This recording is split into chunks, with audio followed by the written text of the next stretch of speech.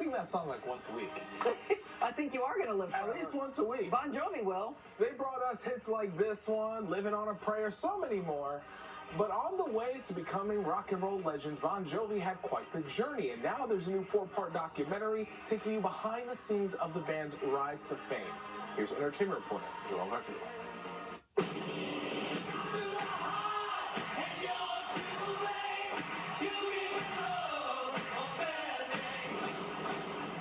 I got a story to tell. Yes, he does. A story that started 40 years ago when a bunch of kids from Jersey got together to form what would become one of the most iconic rock bands. Are we telling the truth or are we going to lie? What are we going to do? Thank You, Good Night. The Bon Jovi story gives an honest look into the band's journey from small-town dreamers to global stardom, their triumphs. We had the #1 record on the planet. Challenges. Every night was a war.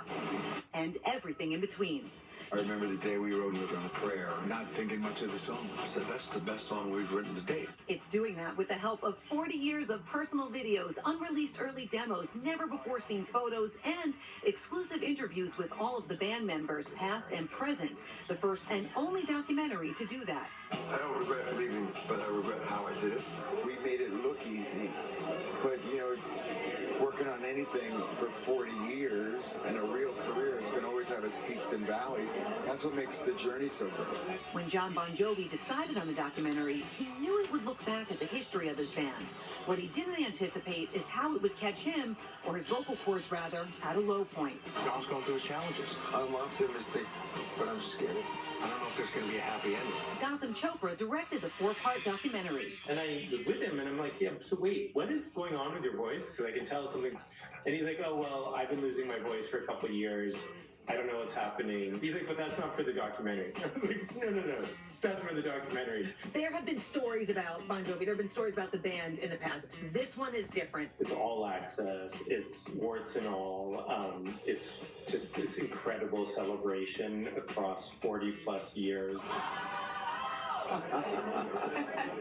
You're always looking to hit the high note. As for John's voice, he tells us progress has been steady. And as for your weekend, clear your calendars because Thank You, Good Night, the Bon Jovi story is streaming now on Hulu, which is owned by the same parent company as ABC7.